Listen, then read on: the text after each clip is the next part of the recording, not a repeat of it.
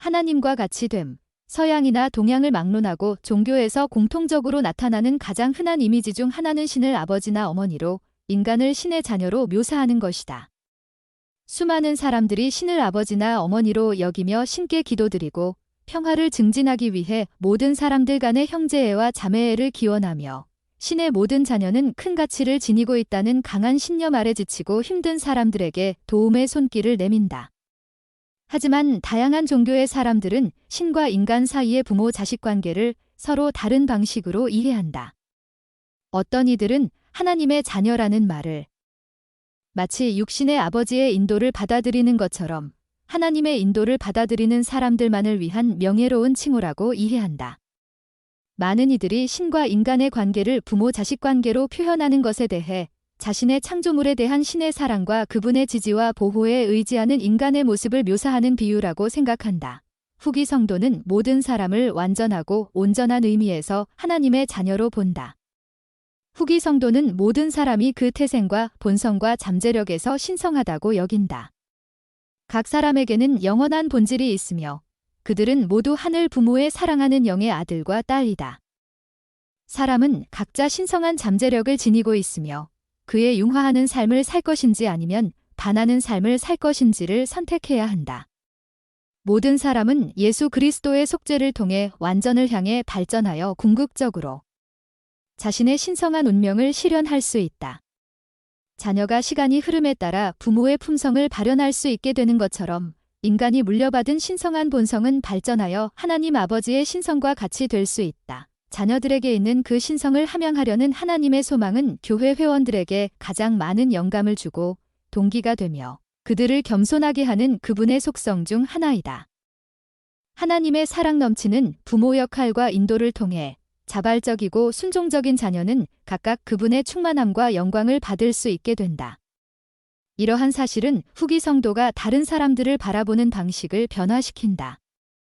남성과 여성에게 하나님과 같은 상태로 승용할 수 있는 잠재력이 있다는 가르침은 분명히 대부분의 현대 기독교에서 이해하고 있는 바를 뛰어넘는 것이며 성경의 가르침을 토대로 한 후기 성도의 간절한 바람을 나타낸다. 그 바람은 바로 하나님께서 사시는 대로 살며 그분께서 사랑하시는 대로 사랑하며 사랑하는 하나님 아버지께서 자녀들에게 바라시는 모든 것을 위해 준비하는 것이다.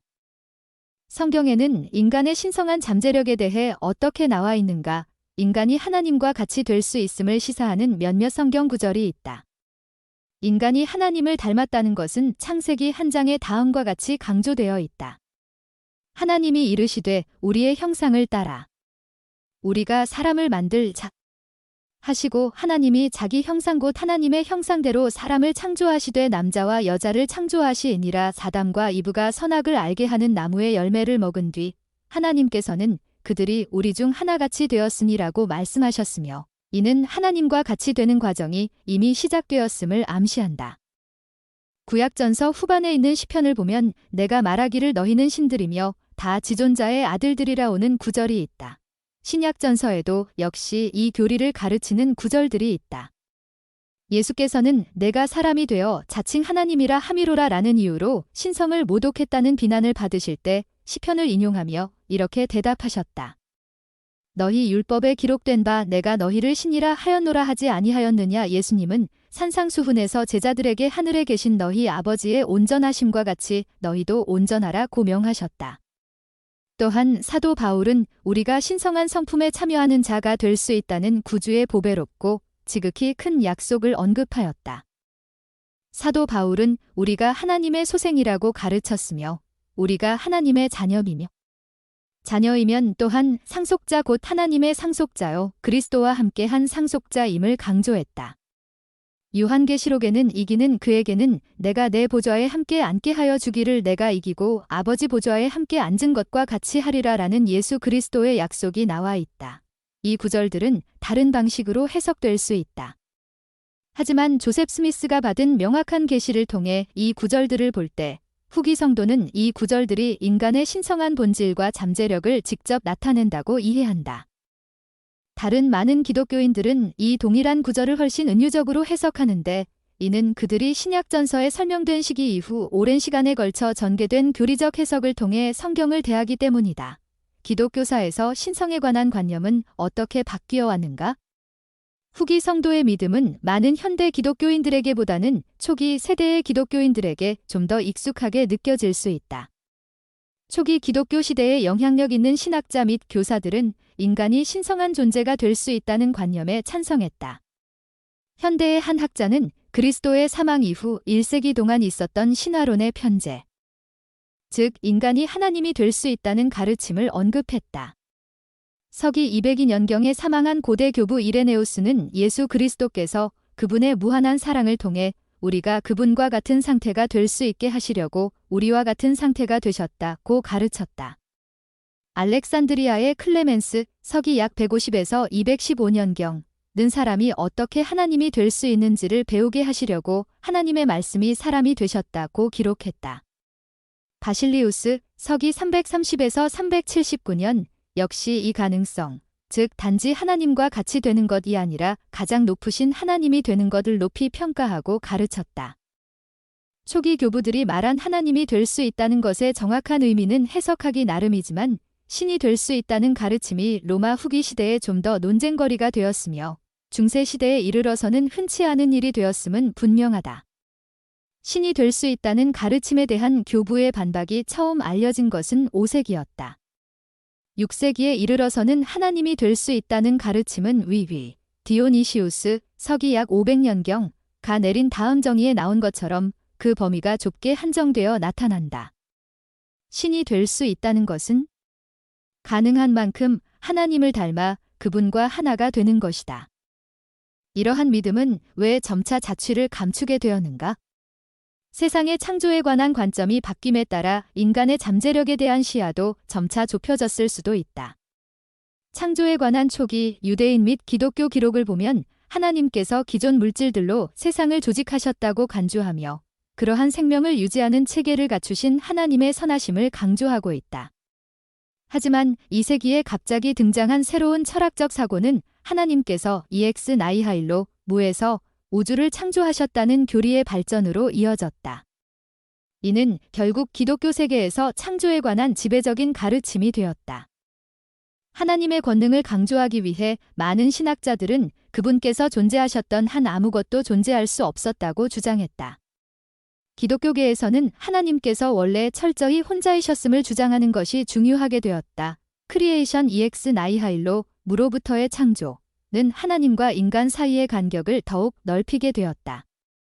세상이 있기 전에 인간의 영혼이 존재했다거나 인간이 장차 하나님의 속성을 온전히 물려받고 발현할 수 있음을 가르치는 것은 드문 일이 되었다.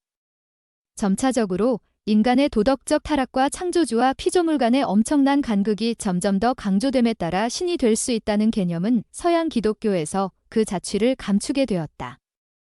하지만 이는 기독교의 3대 주요 교파 중 하나인 동방 정교회의 중심 교리로 남아있다. 신이 될 수 있다는 개념은 후기 성도에게 어떻게 소개되었는가? 초기 후기 성도는 거의 영어권 개신교도들이 주류를 이루는 사회에서 나왔다. 이들 대부분은 EX 나이하일로 크리에이션, 무로부터의 창조와 웨스트민스터 신앙 고백에 나온 하나님에 대한 정의, 즉 하나님을 육체도, 지체도, 감정도 없는 존재로 받아들인 자들이었다. 그들은 예수 그리스도의 성역 이후 1세기 동안 나타난 다양한 기독교 믿음에 대해서도 하나님이 될 수 있다는 초기 기독교인들의 가르침에 대해서도 거의 혹은 전혀 알지 못했던 듯하다. 하지만 조셉 스미스가 받은 계시는 당시의 지배적인 개념에서 벗어났으며 어떤 이들에게는 하나님의 본질과 창조, 그리고 인간에 대한 논쟁을 재점화하는 것이었다. 조셉 스미스에게 주어진 초기 계시들에 따르면 인간은 하나님의 형상대로 창조되었으며 하나님은 그분의 자녀들을 직접 보살피신다. 몰몬경에서 한 선지자는 주의 손가락을 보고 인간의 육체적 형상이 참으로 하나님의 형상대로 만들어졌음을 알고 크게 놀랐다. 또 다른 초기 계시에 따르면 성경에서 하나님과 동행했던 에녹은 하나님께서 자신의 창조물로 인해 우시는 것을 보았다. 어찌 당신께서 우실 수 있나이까? 하고 물었던 에녹은 인간의 고통에 대한 하나님의 동정심이 그분의 사랑에 반드시 필요한 요소임을 알게 되었다. 조셉 스미스 역시 다음과 같은 하나님의 말씀을 통해 하나님께서는 자녀들이 그분이 받은 것과 똑같은 승형의 상태를 얻기를 바라신다는 것을 알게 되었다. 보라, 사람에게 불멸과 영생을 가져다 주는 것 이것이 곧 나의 일이요 나의 영광이니라. 1832년 조셉 스미스와 시드니 리그도는 사후 세계에 관한 시현을 경험했다. 그 시현에서 그들은 의로운 자들과 불의한 자들이 모두 보편적인 부활을 통해 불멸을 얻게 되지만 신앙으로서 승리한 자요. 약속의 성령으로 인봉된 자들만이 하나님의 영광의 충만함을 얻고 신들이요. 참으로 하나님의 아들들이 될 것임을 알게 되었다. 곧 이어 또 다른 계시를 통해 성도들은 그의 영광으로 충만하게 되고 그들의 기업을 받아 그와 동등하게 되리라는 것을 확인했다.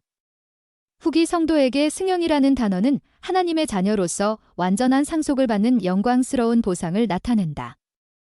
이는 복음의 법과 의식에 순종함으로써 그리스도의 속죄를 통하여 받을 수 있다. 모든 인간의 잠재적인 미래에 관한 이 놀라운 관점에는 인간의 과거에 대해 계시된 가르침이 수반되었다. 조셉 스미스는 계속적인 계시를 통해 인간 영혼의 중심에 있는 빛이나 예지는 창조되거나 지음을 받지 아니하였음. 참으로 그리 될 수도 없다는 것을 알게 되었다. 하나님은 각 인간의 영의 아버지이시며 오직 영과 원소는 불가분하게 결합되어 충만한 기쁨을 받기 때문에 그분께서는 인간이 충만한 기쁨을 얻기 위해 육체를 얻고 필멸의 경험을 통해 발전하도록 계획을 마련하셨다. 그렇다면 지상에서의 출생은 한 인간의 삶에 있어서 시작이 아니다. 사람도 또한 태초에 하나님과 함께 있었느니라. 마찬가지로 조셉 스미스는 물질 세계에는 영원한 토대가 있으며 이는 크리에이션 EX 나이하일로 무에서의 창조의 개념을 완전히 부인하는 것이다. 조셉 스미스는 1839년 한 설교를 통해 육지, 물, 기타 등등 이 모든 것들은 영원히 원소의 형태로 존재했었다고 전했다. 하나님께서는 기존의 원소들로 이 세상을 조직하셨다. 조셉 스미스는 생애 마지막 2년 동안 신성한 본질과 승형이라는 주제에 대해 계속해서 계시를 받았다. 승형과 영원한 결혼의 관계에 대해 1843년 7월에 기록된 한 계시에서 주님께서는 영원한 결혼의 성약을 포함해 성약을 지키는 자들은 모든 높음과 깊음을 상속할 것이라고 말씀하셨다.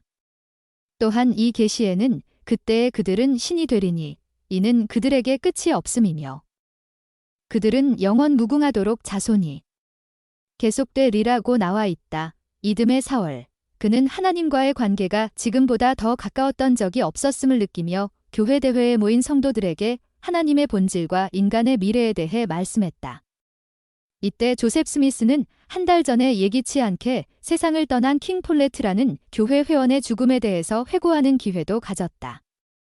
그가 말씀하기 위해 일어났을 때 바람이 불고 있었고 이에 조셉은 성도들에게 주의를 기울이고 주님께서 자신의 패를 강하게 하시저 말씀을 마칠 때까지 바람을 잔잔하게 해주시도록 기도해달라고 부탁했다. 하나님은 어떤 존재이십니까? 하고 그는 물었다. 그는 만일 인간이 하나님의 성품을 이해하지 못한다면 그들 자신에 대해서도 이해하지 못하기 때문에 인간은 알아야 할 필요가 있다고 주장했다. 그 표현을 통해 선지자 조셉 스미스는 수세기에 걸친 하나님과 인간 사이의 간극에 대한 혼란을 종식했다. 인간의 본성은 근본적으로 신성하다. 하나님은 한때 우리와 같았으며 하나님께서 이 세상에 보내신 모든 영들은 똑같이 발전할 수 있는 여지가 있다. 조셉 스미스는 세상이 만들어지기 훨씬 이전에 하나님께서 이러한 존재들 가운데 직접 거하셨으며 그 존재들이 자신과 같이 발전하여 자신과 함께 승형할 특권을 가질 수 있도록 법을 제정하는 것이 타당하다고 보셨음을 가르쳤다. 조셉은 모인 성도들에게 여러분은 신이 되는 법을 스스로 배우셔야 합니다. 라고 말씀했다.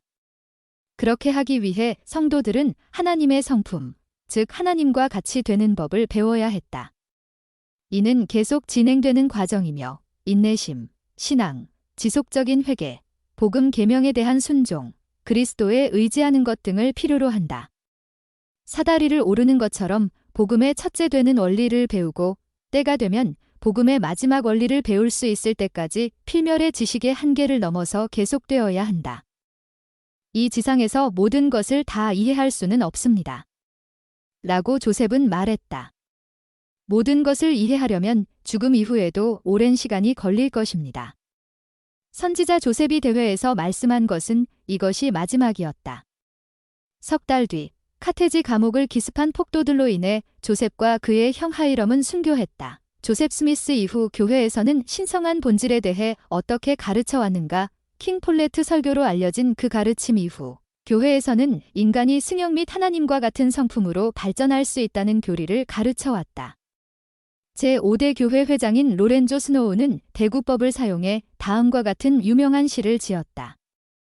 하나님도 한때는 지금 우리와 같은 인간이셨으니 우리 인간도 언젠가는 하나님이 될 수 있으리. 이 시의 전반부에 대해서는 거의 알려진 바가 없으며 따라서 거의 가르쳐지지도 않았다. 1997년 한 기자로부터 이 주제에 관한 질문을 받은 고든 B. 힌클리 교회 회장은 이렇게 대답했다. 그것은 우리가 잘 알지 못하는 아주 심오한 신학과 관련되어 있습니다. 인간의 신성한 잠재력에 관한 믿음에 대해 질문을 받자 힌클리 회장은 이렇게 답했다. 인간은 하나님과 같이 될 수 있습니다. 저희는 영원한 발전을 믿습니다. 그것도 아주 강하게 믿고 있습니다. 교회 지도자이자 시인인 엘리자 알 스노우는 우리가 완전하고도 절대적인 의미에서 하나님의 자녀라는 교리를 기뻐하며 다음과 같은 시를 지었다. 당신이 우리 아버지인 줄 성령으로 아나이다. 지식의 열쇠 회복되기 전 참 그 이유 몰랐음에 후기 성도는 또한 하늘의 부모에는 하늘 아버지뿐만 아니라 하늘 어머니도 포함된다는 사실에 깊은 영향을 받아왔다. 엘리자 알 스노우는 그 진리에 대해 하늘의 부모가 홀몸긴가?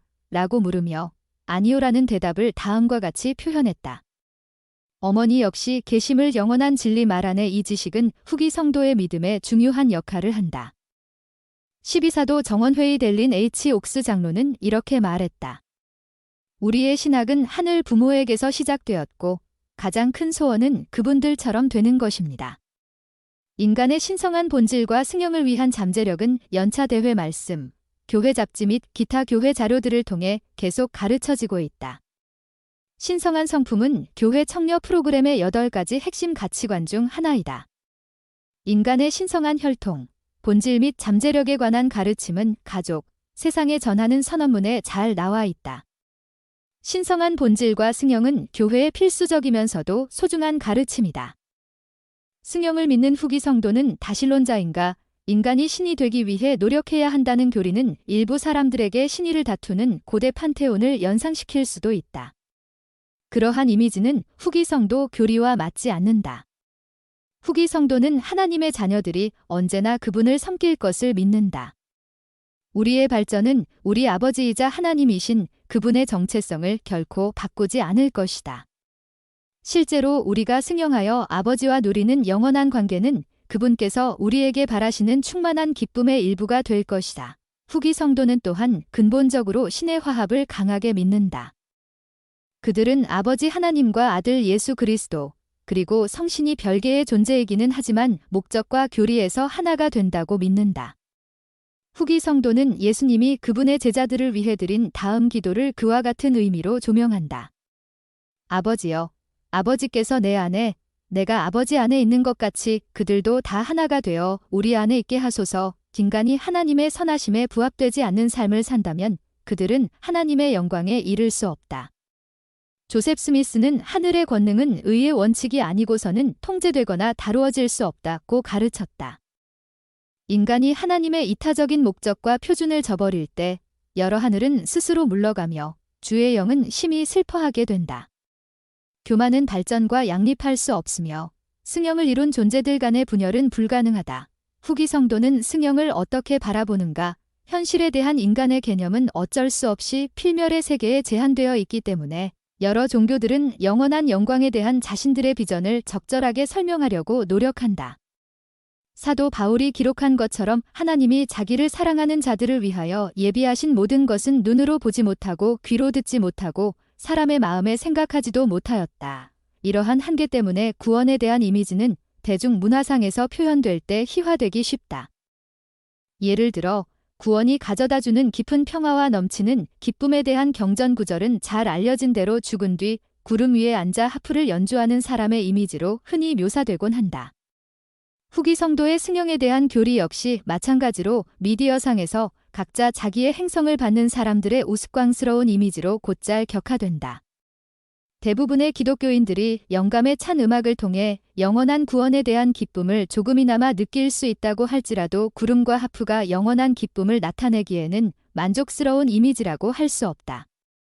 마찬가지로 후기 성도를 자신의 행성을 가진 풍자화로 표현하는 것에 동의하는 극히 소수의 회원들이 있을지라도 대부분의 후기 성도는 하나님의 창조물에 대한 경외감이 영원한 세상에서 발휘하게 될 우리의 잠재되어 있는 창조력을 암시한다는 데 동의할 것이다.